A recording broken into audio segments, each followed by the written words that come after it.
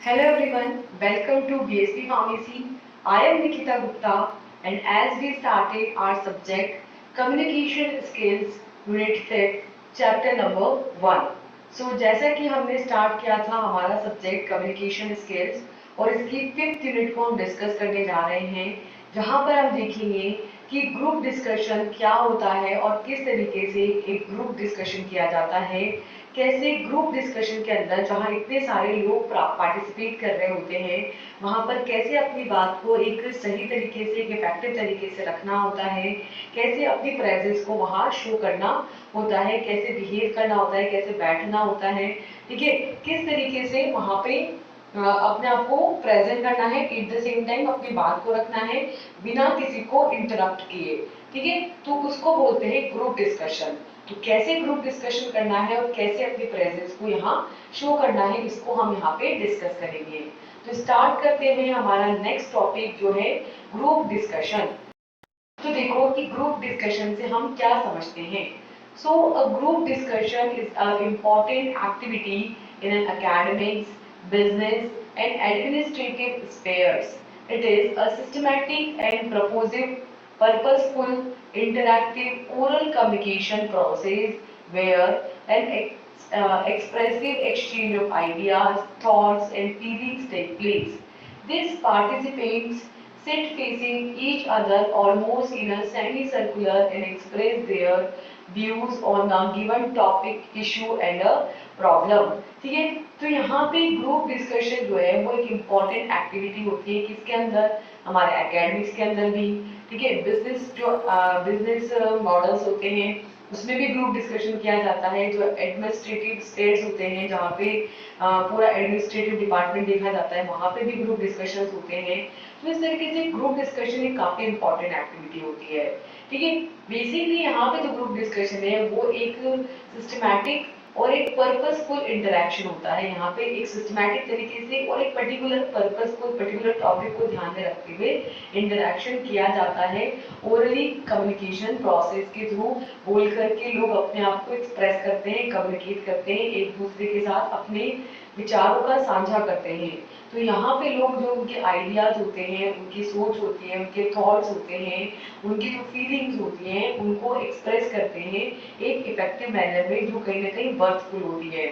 यहाँ पे जो पार्टिसिपेंट्स होते हैं वो एक दूसरे की तरफ मुंह करके है ना, एक दूसरे की तरफ फेस करके बैठते हैं एक सेमी सर्कल के अंदर, मतलब कि इस तरीके से बैठते हैं कि सब जो है एक दूसरे को प्रॉपरली देख सकते हैं। इस तरीके से सेमी सर्कल के अंदर जो है वहाँ पे लोग आपस में बैठे हुए होते हैं और जो भी टॉपिक है उनका, जो भी उनकी इशू है, जो भी उनका प्रॉब्लम है, ठीक है, जो भी उनका टॉपिक ऑफ डिस्कशन है जिस पर उनको बात करनी है, जिस भी प्रॉब्लम को वो सॉल्व करने की कोशिश कर रहे हैं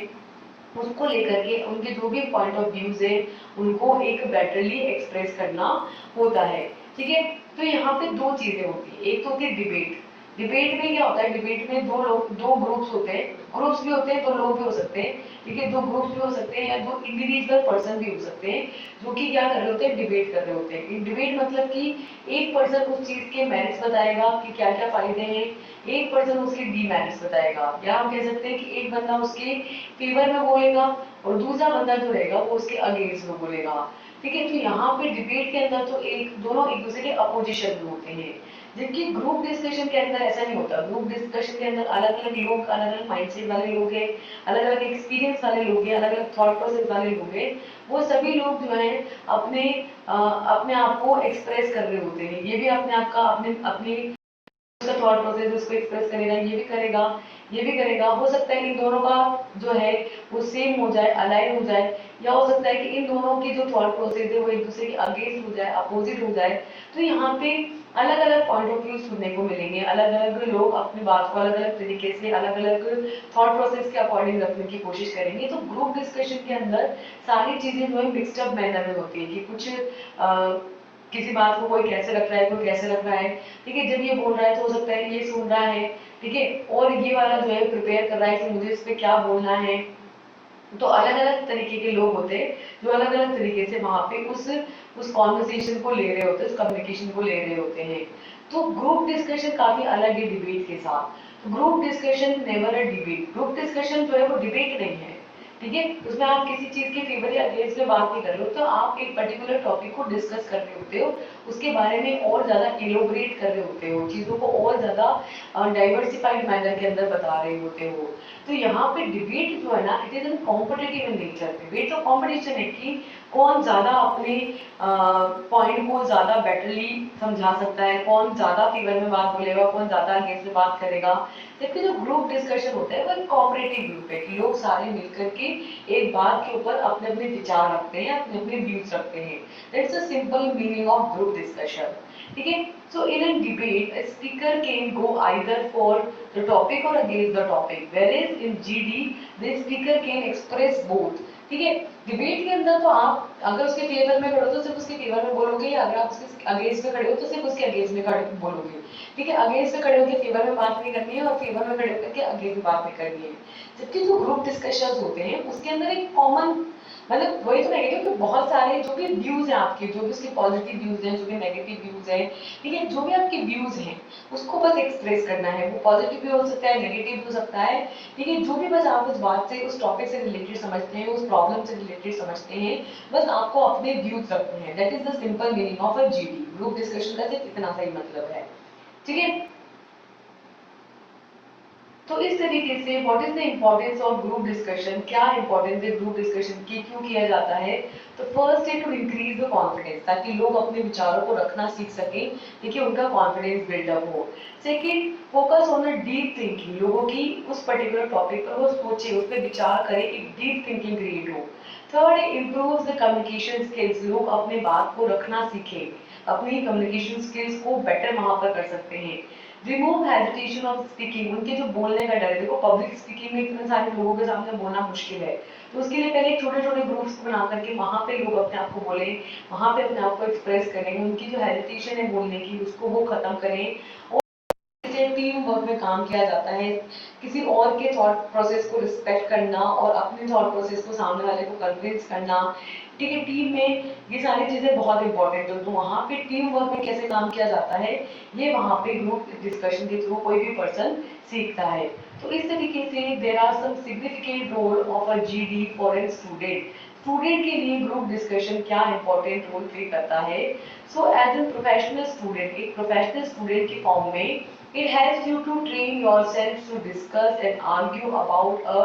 topic given. It helps you to express your views on a serious subjects and in informal situations. Second है, it improves your thinking, listening and speaking skills. Third है, it also promotes your confidence level. It is an effective tool in problem solving, decision making and personality assessment. Fourth is this GD or we can say group discussion skills may ensure the academic success, popularity and good administration or job offer. And fifth is participants should know how to speak with their confidence and how to exhibit the leadership skills and how to make the group achieve the goals. ठीक है, तो ये students के लिए group discussion किस तरीके से significant role play करता है। तो एक प्रोफेशनल स्टूडेंट की फॉर्म में, ठीक है, आपको ये हेल्प करता है कि आप जो है अपने आप को वहाँ पे कैसे एक्सप्रेस करोगे, कैसे डिस्कशन के अंदर पार्टिसिपेट करोगे, कैसे आप अपने अपने पॉइंट्स को, अपने थॉट्स को, अपने व्यूज को एक्सप्रेस करोगे, कैसे किसी भी टॉपिक के ऊपर आप वहाँ पे आर्ग्यू कर सकते हैं, कैसे आपके एक वैलिड फैक्ट्स के ऊपर अपनी बात को रख सकते हैं, आपके किसी भी सीरियस सब्जेक्ट के ऊपर, है ना, अपने आप को कैसे एक्सप्रेस कर सकते हैं और फॉर्मल सिचुएशन में कैसे आपको वहाँ पे बिहेव करते हुए, प्रॉपरली बिहेव करते हुए अपनी बात को रखना है। ठीक है, ये जो है आपकी थिंकिंग एबिलिटीज को इम्प्रूव करता है कि आपको कैसे सोचना है, कितनी जल्दी फट सोचना है, कैसे सामने वाले को सुनना है, प्रॉपरली वहाँ पे सुनना भी है आपको, प्रॉपरली बोलना भी है, प्रॉपरली सोचना भी है। तो ये आपकी लिसनिंग,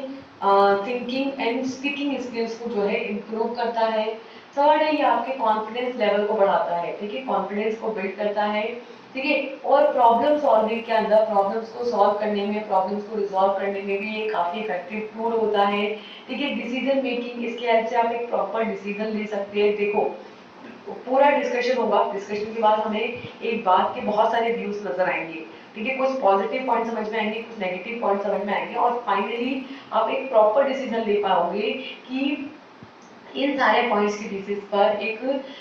इस बात का ये कंक्लूजन निकलता है या ये फाइनल डिसीजन निकलता है। तो इस तरीके से इसके थ्रू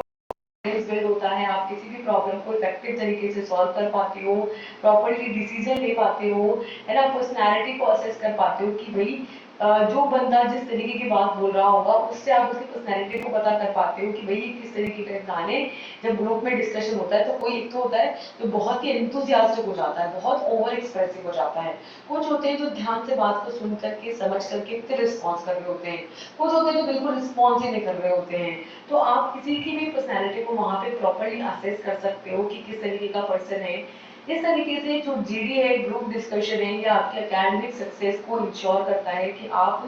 कितने अच्छे तरीके से आपने अपनी बात को एकेडमिक्स वे में, ठीक है, रखा है। ये आपके एकेडमिक सक्सेस को बताता है, आपकी पॉपुलैरिटी को बताता है, आपकी गुड एडमिशन को बताता है। यहाँ कहेंगे कि आप इसकी अगर आपने जीडी के अंदर अच्छे से पार्टिसिपेट किया है तो आपका अच्छे कॉलेज में अच्छी जगह एडमिशन होगा, ठीक है। आपको एक अच्छा, अगर जॉब्स के अंदर आपने ग्रुप डिस्कशन में पार्टिसिपेट लिया है तो आपको एक अच्छा जॉब ऑफर होगा, आपको एक बेटर जॉब ऑफर वहाँ पे मिलेगा कि भाई ये पर्सन जो है टीम में काम कर सकता है, टीम में अपने पॉइंट्स को अच्छे तरीके से रख सकता है। तो ये सारी आपकी गुड पर्सनैलिटी वहाँ पे शो होती है। तो अगर पार्टिसिपेंट जो है वो कॉन्फिडेंस के साथ अच्छे से अपनी बात को बोल रहा है, ठीक है, तो वहाँ पे लीडरशिप स्किल्स वहाँ पे उसकी देखने को मिलती है कि कितना किस तरीके से वो अपनी लीडरशिप स्किल्स को वहाँ पे रख पा रहा है, किस तरीके से वो अपने ग्रुप के अंदर अपने गोल्स को अचीव कर पाएगा, अपनी बात को बोल पाएगा भी या नहीं बोल पाएगा, या वही नहीं बोला जा रहा है, किसी की सुन नहीं रहा है। तो एक प्रॉपर पर्सनैलिटी को वहाँ पे समझा जाता है और जो भी डिसीजन लिया जाता है इस बेसिस पर कि इस पर्सन को जॉब ऑफर करनी है नहीं करनी है, या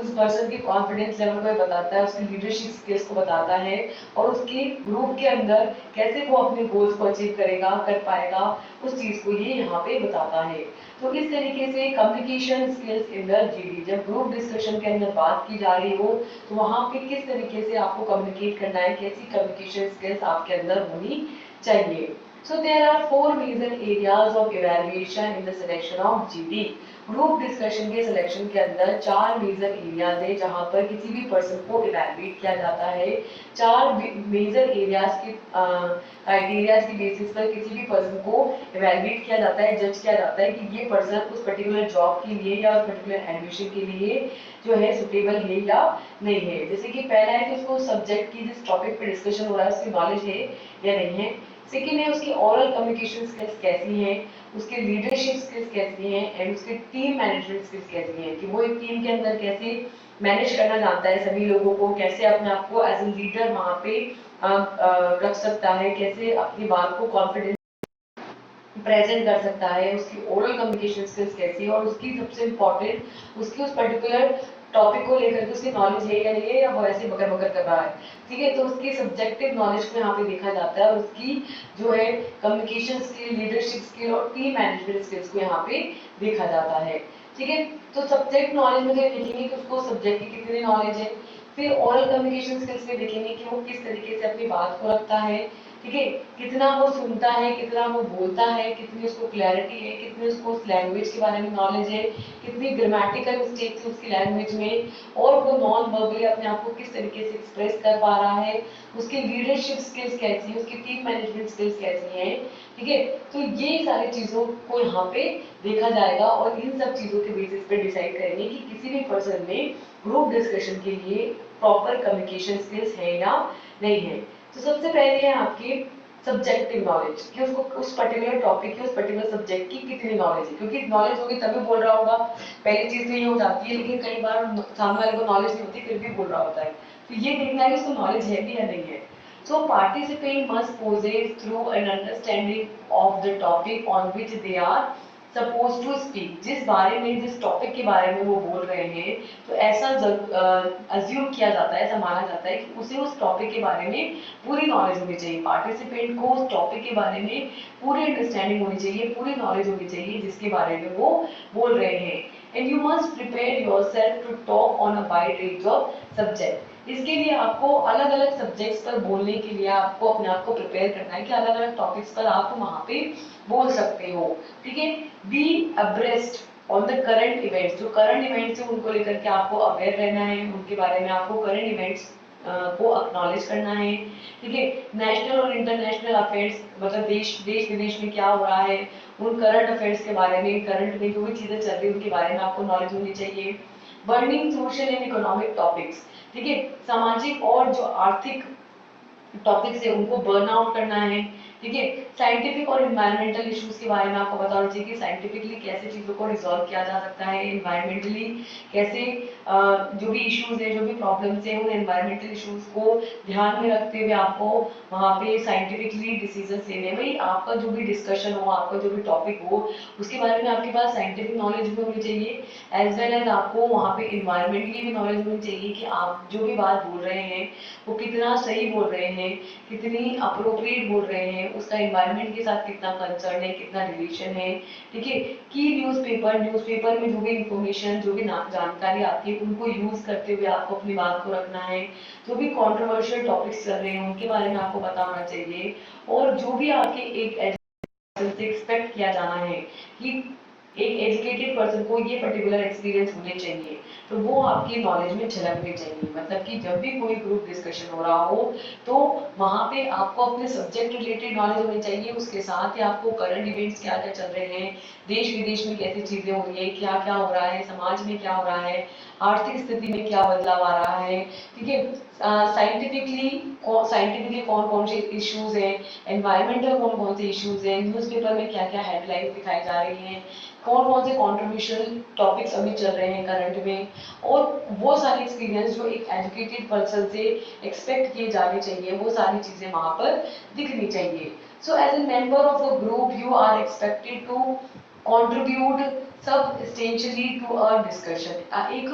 ग्रुप के मेंबर की फॉर्म में आपसे एक्सपेक्ट किया जाता है कि जो भी डिस्कशन हो रहा है उसके अंदर आप अपना पूरी तरीके से कंट्रीब्यूट करेंगे, पूरी तरीके से अपना पार्टिसिपेशन शो करेंगे, and the originality of your ideas, your knowledge and your initiatives and your approach to the topic and case contribute to your success of in the group discussion। तो group discussion के अंदर कैसे अपने ideas को आप रखते हैं, आपके आइडियाज कहाँ से जनरेट हो रहे हैं, आपको कितनी नॉलेज है, आप कितना इनिशिएटिव लेते हैं जवाब देने को लेकर, रिस्पॉन्स लेने को लेकर, आपकी उस टॉपिक को लेकर के क्या अप्रोच है, आप पॉजिटिवली उस टॉपिक को देखते हैं, नेगेटिवली देखते हैं, कैसे उसको अप्रोच करते हैं। ठीक है, और कैसे उस टॉपिक के अंदर अपनी प्रेजेंस को कंट्रीब्यूट करते हैं, ये सारी चीजें जो है ग्रुप डिस्कशन के अंदर आपकी सक्सेस को बताती है। तो इस तरीके से आपको ना सिर्फ अपने सब्जेक्ट की नॉलेज होनी चाहिए जिसके बारे में बात होनी है, सिर्फ उसकी नॉलेज होनी चाहिए, बल्कि एडिशनली भी जो भी देश विदेश के अंदर, समाज में, वर्तमान में, सामाजिक और आर्थिक स्थिति के अंदर, पर्यावरण के अंदर और साइंस के अंदर चल रहा है, जो भी कॉन्ट्रोवर्शियल टॉपिक्स है उन सब के बारे में आपको पता होना चाहिए, और आपको वहाँ पे ग्रुप डिस्कशन के अंदर एक एक्टिव पार्टिसिपेंट की तरह अपनी प्रेजेंस शो करनी है, अपने आइडियाज को, अपने नॉलेज को रखना है। ठीक है, आपको अपने टॉपिक पर अपनी अप्रोच आपकी किस तरीके से रहती है, कैसे आप इनिशिएटिव लेते हैं और कैसे उस ग्रुप डिस्कशन के अंदर कंट्रीब्यूट करते हैं, ये सारी चीजें यहाँ पे काफी इंपॉर्टेंट रोल प्ले करती है। ठीक है, तो ये फर्स्ट तो आपके सब्जेक्ट नॉलेज। नेक्स्ट देखेंगे,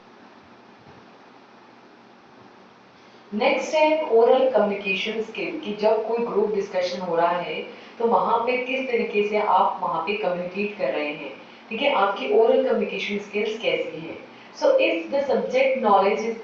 important, the communication skills is more important as without expression the knowledge is of no use। ठीक है, आपको सब्जेक्ट नॉलेज है लेकिन अगर आप उसको सही से प्रेजेंट ही नहीं कर पा रहे हैं, आप वो बता ही नहीं पा रहे हैं, बोल ही नहीं पा रहे हैं, तो आपकी नॉलेज कुछ भी काम की नहीं है। ठीक है, तो अगर देखो वैसे तो सब्जेक्ट नॉलेज इंपॉर्टेंट है, पर सब्जेक्ट नॉलेज के साथ इंपॉर्टेंट है आपकी कम्युनिकेशन स्किल्स। ठीक है, क्योंकि अगर आप अपने आप को एक्सप्रेस नहीं करेंगे तो आपकी नॉलेज का वहां पे कोई यूज नहीं रह जाएगा। As the exchange of ideas in a group discussion take place through the speech, one of the prerequisites of success in the GD is the ability to speak confidently and convincingly. These good communication skills include active listening, clarity of thoughts, expression, appropriate language, and proper non-verbal clues। ठीक है। तो यहाँ पे जब आप group discussion के अंदर participate कर रहे हो तो अब आपको अपने आइडियाज को वहाँ पे अप्रोप्रिएटली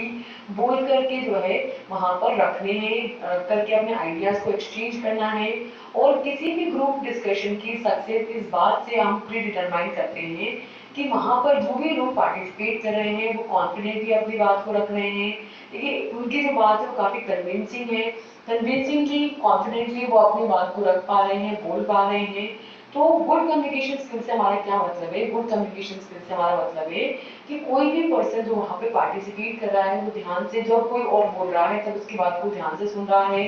ठीक है, उसके थॉट्स में बहुत ही अच्छे से क्लैरिटी है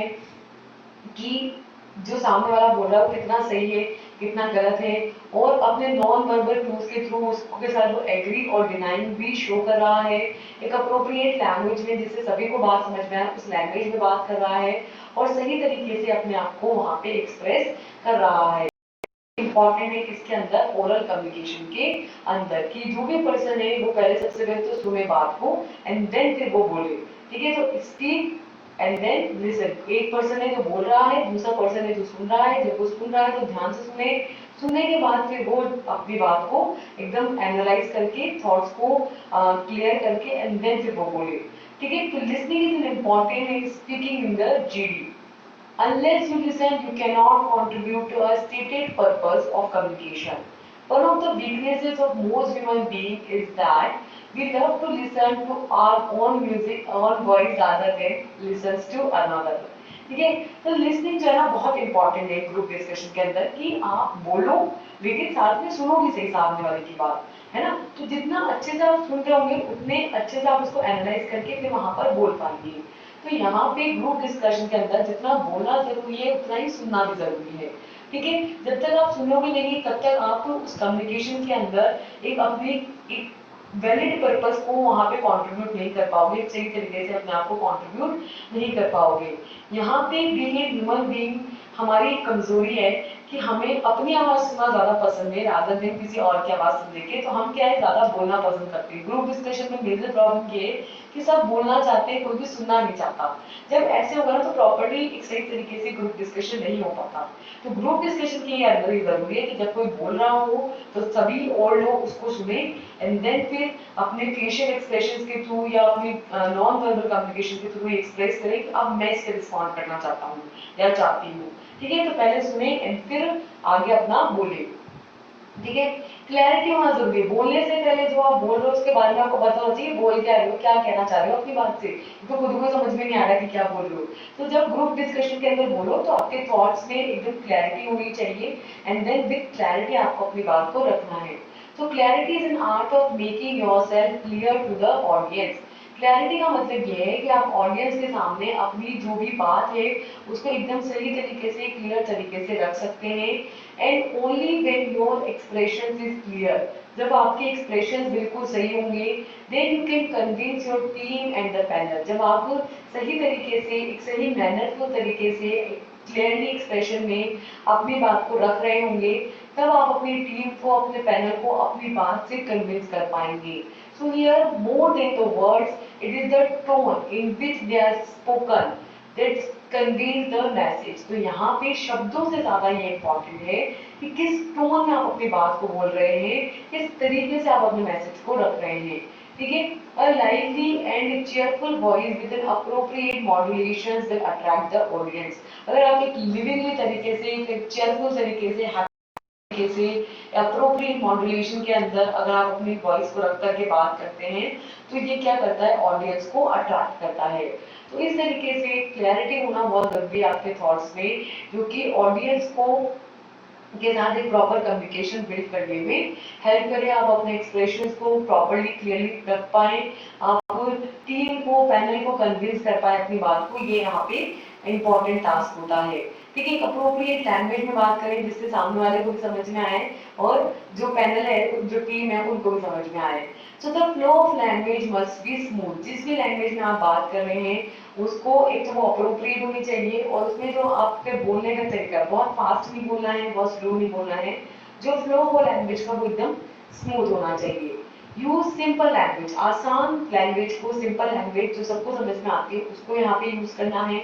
and avoid long winding sentence, और लंबे लंबे घुमावदार उलझाऊ बातों को करने से बचना है। क्या आप बोले जा रहे हैं, एक बात दूसरी बात से उलझती जा रही है, ऐसे बाइंडिंग स्टेटमेंट नहीं बोलने, लंबे बाइंडिंग स्टेटमेंट्स नहीं बोलने हैं, ठीक है। लंबे घुमावदार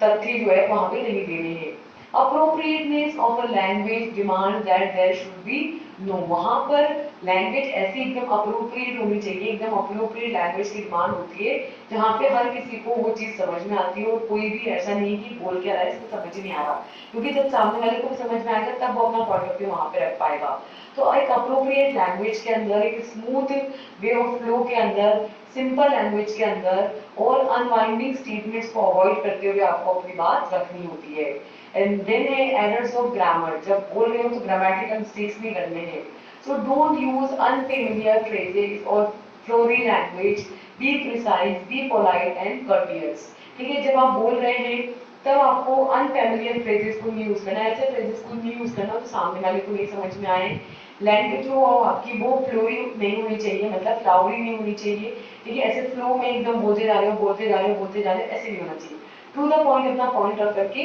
शांत हो जाना है, एंड देन सामने वाले को मौका देना है कि आप वो बोले।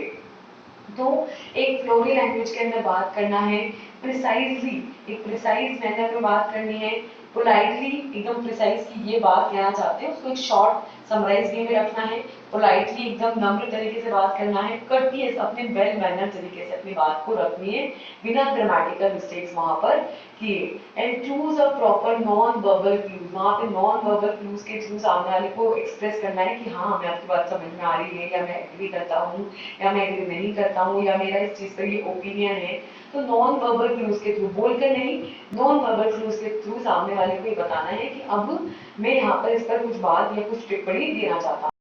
So non-verbal clues includes eye contact, body movements, gestures, facial expressions. The panel very keenly watches the non-verbal behavior of the team. They generally evaluate the body language clues of the team to determine the personality factors such as nervousness, cooperation, frustration, weakness, insecurity, self-confidence, defensiveness, etc. A candidate who appears professional is more likely to be noticed by the panel. ठीक है, तो वहाँ पे non professional, sorry non verbal clues के through हमको अपने आप को एक्सप्रेस करना होगा बीच बीच में। तो नॉन वर्बल क्लूज के अंदर आते हैं जैसे कि प्रॉपर आई कांटेक्ट को मेंटेन करना, और प्रॉपर बॉडी मूवमेंट के थ्रू अपने आप को एक्सप्रेस करना, प्रॉपरली गेस्चर्स के थ्रू, फेशियल एक्सप्रेशंस के थ्रू अपनी प्रेजेंस को वहाँ पे शो करवाना। तो जो पैनल जो उस पूरे ग्रुप डिस्कशन को वॉच कर रहा होगा, उसको ध्यान से देख रहा होगा, वो टीम के जितने भी लोग हैं उन सबके नॉन वर्बल बिहेवियर को नोटिस करेगा कि लोग किस तरीके से यहाँ पे बिहेव कर रहे हैं, नॉन वर्बली बिहेव कर रहे हैं। इसके अंदर जनरली वो इवैल्यूएट करेंगे कि जो टीम के लोग हैं उनकी बॉडी लैंग्वेज क्या है, किस तरीके से वो अपने आप को एक्सप्रेस कर रहे हैं, ठीक है। उनकी पर्सनैलिटी फैक्टर्स को देखेंगे कि कितना जो टीम में जो भी लोग पार्टिसिपेट कर रहे हैं तो कौन है जो ज्यादा नर्वस है, ठीक है, कौन कॉपरेशन शो कर रहा है, कौन फ्रस्ट्रेट हो रहा है, ठीक है, कौन जब एग्री नहीं हो रहा है तो वहां पे चिढ़ करके बोल रहा है, कौन हाई टोन में बात कर रहा है, कौन वहां पे किसी को जोर से बोल करके दबाया जा रहा है, कौन किसकी वीकनेस क्या है, कौन वीकर पड़ जा रहा है, कौन कमजोर पड़ जा रहा है, कौन इनसिक्योर फील कर रहा है, कौन सेल्फ कॉन्फिडेंट है, कौन एकदम आत्म मतलब खुद पर बिलीव है कि जो मैं बोल रहा हूँ क्या बोल रहा हूँ, कैसे बोल रहा हूँ, किस तरीके से बोल रहा हूँ। तो किसको सेल्फ कॉन्फिडेंस है, कौन वहां पे उस आर्ग्यूमेंट के किसने वहां पर आर्गुमेंट करना चालू कर दिया, कौन वहां पे डिफेंसिव हो रहा है, अपने आप को बचाने की कोशिश कर रहा है। तो ये सारी चीजों को उस ग्रुप डिस्कशन के अंदर नोटिस करता है पैनल, और जो वहां पे सबसे ज्यादा प्रोफेशनल होगा ना, जो भी कैंडिडेट सबसे ज्यादा प्रोफेशनल दिख रहा होगा, पैनल उसको नोटिस करेगा और उसको एडमिशन के लिए, जॉब ऑफर के लिए चूज कर लेगा।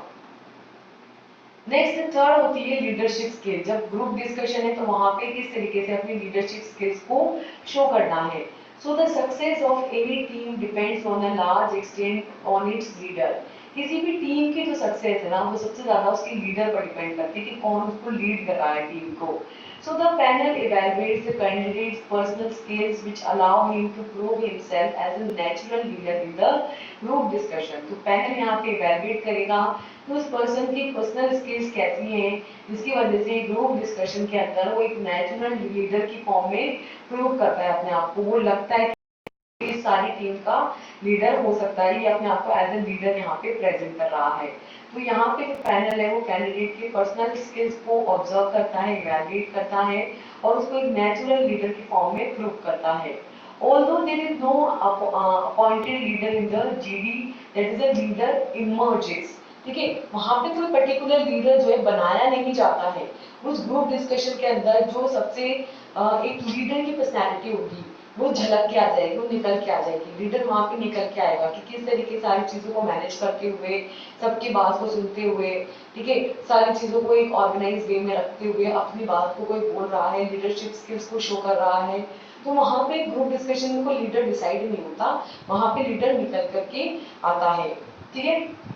कैसा होगा लीडर, क्या क्वालिटीज होंगी उस लीडर के अंदर. So assertiveness, emotional stability, objectivity, self confidence, decision making, discrimination, initiative, good communication skills, patience, perseverance and adaptability are some of the leadership qualities. They are immensely useful in the providing oneself as a natural leader in the GD. ठीक है, तो group discussion के अंदर किसी भी person की assertiveness कैसी है, मतलब कितना वो असर्शन, कितने सवाल जवाब कर रहा है, ठीक है, वो इमोशनली कितना स्टेबल है, कितना कितना ऑब्जेक्टिफाई हो रहा है, मतलब कितना ऑब्जेक्टिफाई कर रहा है किसी को, खुद भी कितना ऑब्जेक्टिफाई हो रहा है, और जो ऑब्जेक्टिव है आपका उसको उसका कितना फोकस है, उसका सेल्फ कॉन्फिडेंस कैसा है, उसकी डिसीजन मेकिंग एबिलिटीज वहां पर कैसी है, कैसे वो डिस्क्रिमिनेट कर रहा है चीजों को सेपरेट करके एकदम समराइज फॉर्म में एक्सप्लेन कर रहा है, कैसे वो चीजों के अंदर इनिशिएटिव ले रहा है पार्टिसिपेट करने को लेकर के, उसकी कम्युनिकेशन स्किल्स कैसी है, कितनी अच्छी कम्युनिकेशन स्किल्स है, कितने पेशेंसली वो बात को सुन रहा है और बात को बोल रहा है, उसकी चीजों को परस्यू करने का कैसा तरीका है, कैसे वो चीजों को परसीव कर रहा है, उसकी परसिवनेस कैसी है, और उसकी अडेप्टिबिलिटी कैसे है, कैसे वो चीजों को के साथ अडेप्ट कर रहा है, उसकी लीडरशिप क्वालिटीज को ये सब चीजें बताती हैं. तो इस तरीके से उसकी असर्टिवनेस, उसकी इमोशनल स्टेबिलिटी, उसकी objectivity, self confidence, decision making abilities, discrimination, initiative, good communication skills, उसके पेशेंस, उसका परसिवनेस और उसकी जो अडेप्टिबिलिटी है, ये सारे वो एबिलिटीज हैं जो किसी भी लीडरशिप के अंदर होनी चाहिए. ठीक है, ये सारी लीडरशिप क्वालिटीज हैं जो अगर किसी के अंदर दिखाई दे रही हैं, उस किसी के अंदर से निकल करके आ रही हैं, तो ये प्रूव करता है कि वो एक नेचुरल लीडर है किसके अंदर, किसी भी ग्रुप डिस्कशन के अंदर. ठीक है, फिर वो जो लीडर होगा वो उसके अंदर टीम मैनेजमेंट स्किल्स भी होंगी कि किस तरीके से वो पूरी टीम करके जो है अपनी बात को एक तो सही तरीके से बोल रहा होगा, सबकी बातों को सुन रहा होगा, समझ रहा होगा और सही से एक्सप्लेन कर रहा होगा. So a group behaviour is reflected in your ability to interact with the other members of the group. Group के अंदर आपका जो बिहेवियर है ना वो इस बात को बताएगा कि जब आप वर्किंग प्रोफेशन में काम करोगे ना तो वहां पे ग्रुप में आप कैसे बिहेव करोगे. ठीक है, तो ये इस बात को बताएगा कि ग्रुप के अंदर आप किस तरीके से बिहेव करते हैं या आपका जो बिहेवियर रहेगा ये इस बात को रिफ्लेक्ट करेगा कि किस तरीके से ग्रुप के मेंबर्स के साथ आप इंटरेक्ट करते हैं, कैसे आप अपनी बात को रखते हैं, आपकी एबिलिटीज कैसी हैं ग्रुप के अंदर बिहेव करने की. So you must be mature enough to not lose your temper if you are proven wrong. अगर ग्रुप डिस्कशन के दौरान आपको गलत प्रूफ कर दिया जाता है तो वहां पे आपको अपना टेम्पर लूज नहीं करना है, आपको अपना हापा नहीं खोना है, आपको शांति से एग्री करना है अगर आपका पॉइंट वहां पे रॉन्ग प्रूफ हो जाता है. ठीक है, you must be patient and balance. आपको एकदम पेशेंटली रहना है, आपको एकदम बैलेंस कंडीशन में रहना है, आपको अपना टेम्पर लूज नहीं करना है. ठीक है, ना आपको अपना कॉन्फिडेंस लूज करना है, आपको एक्सेप्ट करना है चीज को एंड देन उसमें आगे प्रोसीड करना है. Your success in GD depends on how well you play the role as an initiator, as an information seeker, as an information giver, procedure facilitator, opinion seeker, opinion giver, clarifier, summariser, social tension reliever, compromiser, attacker, humanist और dominator. किसी भी group discussion के अंदर आपकी success इस बात पर depend करती है कि आप किस तरीके से अपना रोल वहां पर प्ले कर रहे हैं, मतलब कि आप कितना इनिशिएटिव ले रहे हैं, ठीक है, कौन जो डिस्कशन है वो किसने स्टार्ट किया है, किस तरीके से स्टार्ट किया है, ठीक है, कितनी इंफॉर्मेशन आप वहां पे दे रहे हैं, कितनी इंफॉर्मेशन आप वहां पे ले रहे हैं, ठीक है, आपका जो इंफॉर्मेशन देने का या वहां पे चीजों को फैसिलिटेट करने का प्रोसीजर क्या है, किस तरीके से आप चीजों को आगे बढ़ने दे रहे हैं, कैसे आप ओपिनियन अपना देखते हैं, कैसे अपना ओपिनियन देते हैं, आप अपना कैसे अपना ओपिनियन किसी और के ओपिनियन को आप लेते हैं, समझते हैं उसको, कैसे चीजों को आप क्लैरिफाई करते हैं, कैसे चीजों को आप समराइज करते हैं, ठीक है, आप ग्रुप के अंदर जितने भी लोग हैं उन सबके साथ कैसे सपोर्टिव हैं, ठीक है, कैसे आप टेंशन रिलीवर है जब आपकी बात गलत प्रूफ हो जाती है या आपकी बात बीच में काट लिया जाता है या कोई भी सिनेरियो वहां पे क्रिएट हो सकता है ग्रुप के अंदर, तो उस टाइम पे जो स्ट्रेस टेंशन वहां पे जनरेट होगी उसको आप कैसे रिलीव करते हैं, कैसे आप कॉम्प्रोमाइज करते हैं कि भाई ठीक है कोई बात नहीं इसको बोल रही तो आप भी बोलना चाहते हो, कोई और बोलना चाहता है तो कैसे आप कॉम्प्रोमाइज करते हो कि ठीक है इसको बोल रही तो कैसे आप कॉम्प्रोमाइजर हैं, ठीक है, आप अगर आप सामने वाले की बात से एग्री नहीं होते तो किस तरीके से आप उसके ऊपर अटैक करेंगे, ठीक है, आप कैसे अटैकर हैं, कितने ह्यूमरिस्ट हैं, कितना आप हंसी मजाक करते हुए अपनी बात को बोलते हैं, कितना ह्यूमरिस्ट है, हास्यपद है, ठीक है, और डोमिनेटर कितने डोमिनेटिंग है वहां पे अपनी बात को सही साबित करने के अंदर, ठीक है, कि डोमिनेट है कि भाई मैं जो कह रहा हूँ वही मैं बोलूंगा और उछल उछल के खुद ही बोले जा रहे हैं, किसी आपको बोल नहीं दे रहे हैं, ठीक है, तो आपका उस टीम के अंदर कैसे आपको आप चीज कैसे आप बिहेव कर रहे हैं, as a team management skills आपकी कैसी है, ठीक है, तो ये यहाँ पे important role play करता है. So the selection panel notice the differences in the amount of participation of the members. जो selection panel होता है ना वहाँ जितने भी members ग्रुप डिस्कशन के अंदर पार्टिसिपेट कर रहे होते हैं उन सबके इन सारी चीजों को नोटिस करता है कि कौन कितना बोल रहा है, कौन कितना सुन रहा है, कौन किस तरीके से रिस्पॉन्स कर रहा है, कौन कितना अटैकिंग मैनर में रिस्पॉन्स कर रहा है, कौन कितने ह्यूमिलिएटिंग मैनर में रिस्पॉन्स कर रहा है, कौन कितना कॉम्प्रोमाइज कर रहा है, कौन कितना टेंशन को सहन कर पा रहा है और कौन उस चीज के बारे में किसको कितनी नॉलेज है, कौन अपने ओपिनियन को किस तरीके से रख रहा है, इंफॉर्मेशन को रख रहा है, तो इन सारी चीजों को सिलेक्शन पैनल नोटिस करता है और उसके बाद वहां पे जो भी इसको फाइनल सिलेक्शन करना होता है उस बेसिस पर वो करता है, ठीक है, तो जब भी कोई ग्रुप डिस्कशन होता है उसके अंदर your ability lies in analysing the problem well and making others the endorse your view. Finally, while appreciating others' point of view, you should effectively present yourself without contradicting opinion, and your ability in convincing the team is your success. ठीक है, तो यहाँ पे आपकी जो ability है कि किस तरीके से आप प्रॉब्लम को सॉल्व करते हैं, प्रॉब्लम को एनालाइज करते हैं, प्रॉब्लम को समझते हैं, ठीक है, ये इंपॉर्टेंट है, और आपका जो पॉइंट ऑफ व्यू है उसको आप कैसे सामने वाले के सामने यानी कि दूसरे लोगों के सामने कैसे आप अपने पॉइंट ऑफ व्यू को रखते हैं, ठीक है, फाइनली कैसे आप दूसरे लोगों के पॉइंट ऑफ व्यू को अप्रिशिएट करते हैं कि आपने सही बोला है, इसी तरीके से होना चाहिए, ठीक है, तो कैसे आप किसी और के पॉइंट ऑफ व्यू को अप्रिशिएट करते हैं, और अगर आप उसके साथ एग्री नहीं होते हैं, अगर आप जो सेकंड पर्सन है उसके ओपिनियन के साथ आप एग्री नहीं होते हैं, आप कॉन्ट्राडिक्ट कर रहे हैं, तो वहां पर किस तरीके से इफेक्टिवली आप अपने पॉइंट ऑफ व्यू को रखते हैं और किस तरीके से आप टीम को जो भी आपकी बात है उसको सक्सेसफुली समझा पाते हैं, उनको कन्विंस कर पाते हैं, तो आपकी जो टीम है टीम को अपनी बात को कन्विंस करने की आपकी जो एबिलिटी है वो कितनी ज्यादा है और वो जितनी ज्यादा सही तरीके से आप अपनी बात को कन्विंस कर पाएंगे वही आपकी ग्रुप डिस्कशन में आपकी सक्सेस को बताएगा कि इस पर्सन के अंदर एबिलिटी है कि ये ग्रुप के अंदर काम कर सकता है, अपने ओपिनियंस को वहां पे लोगों के थ्रू एग्री करवा सकता है, तो जो भी उसके ओपिनियन रहते हैं उनको यहाँ पे बता पाएगा, समझा पाएगा, एक्सप्रेस कर पाएगा और एग्री करवा पाएगा, इन सारी चीजों को नोटिस करता है कौन, जो भी पैनल होता है वो, और उस बेसिस पर वो डिसीजन ले रहा होता है। अब कोई भी ग्रुप डिस्कशन होता है तो उसके अंदर आपको क्या चीजें करनी है और क्या चीजें नहीं करनी है, सबसे इंपॉर्टेंट तो ये पार्टिसिपेट करना है, दूसरा जब करो तो तरीके से सही तरीके से अपने आप को प्रेजेंट करना है, ठीक है, तो ये की पॉइंट्स है जो आपको करने हैं। फर्स्ट है listen to the subject carefully, पहले तो सब्जेक्ट को बहुत ध्यान से सुनो कि किस सब्जेक्ट पे बात हो रही है, ठीक है, और उसी सब्जेक्ट के रिलेटेड बात करो, कुछ भी मत बोलने लग जाओ।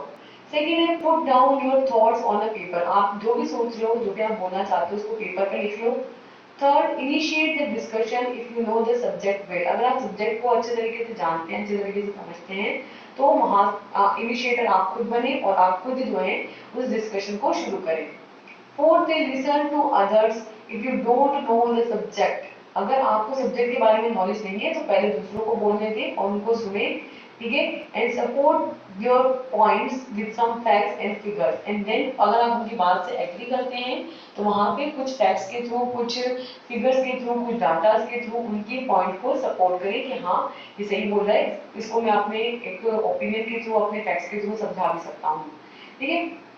Fifth है make a short contribution of 25 to 30 seconds for 3 to 4 times, ठीक है, बहुत लंबा नहीं बोलना है, छोटा छोटा कंट्रीब्यूट करना है। 25 से 30 सेकंड के लिए थोड़ा अपनी प्रेजेंस शो करी, फिर लगभग 30 से 1 मिनट तक के लिए अपनी प्रेजेंस शो करी, तो थोड़ा थोड़ा बोलना है और 3 से 4 बार बोलना है मिनिमम, ताकि आपकी प्रेजेंस शो होती रहे।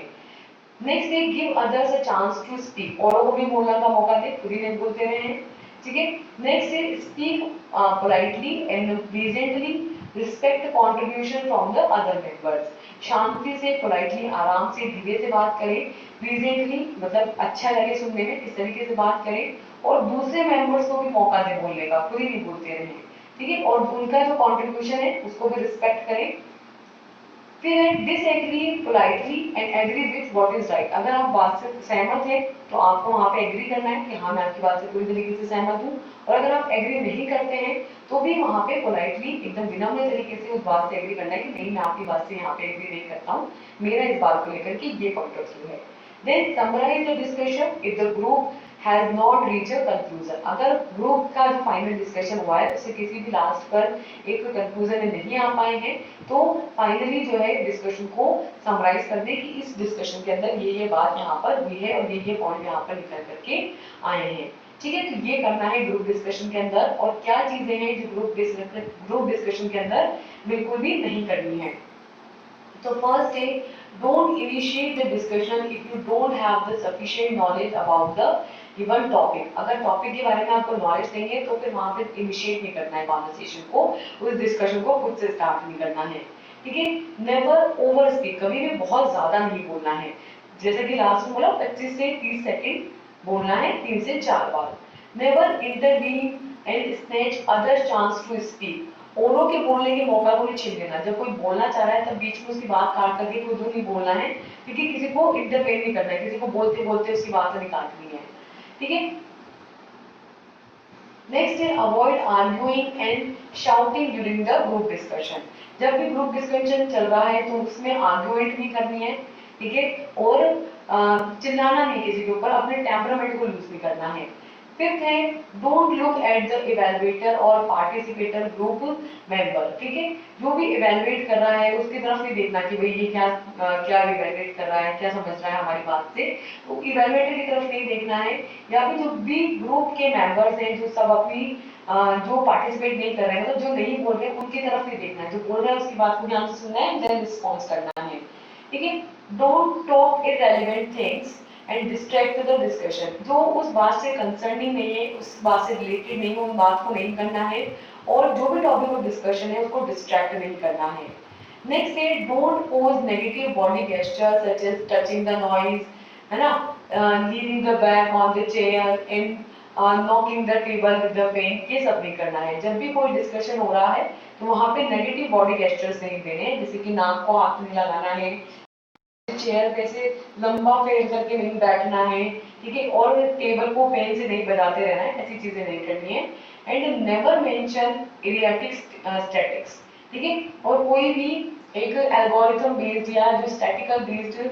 इंफॉर्मेशन है उसको वहां पे नहीं रखना है, एक जनरल डिस्कशन वहां पे करना होता है। तो ये सारी बात हुई ग्रुप डिस्कशन के बारे में कि ग्रुप डिस्कशन के अंदर कैसे पार्टिसिपेट करना है, ग्रुप डिस्कशन में क्या क्या चीजें करनी है और क्या क्या चीजें नहीं करनी है, कैसे अपनी प्रेजेंस को वहां पे शो करना है। तो ये सारी बातें हुई ग्रुप डिस्कशन के बारे में, और इसी के साथ हमारा कंप्लीट होता है ये चैप्टर और ये यूनिट, ठीक है।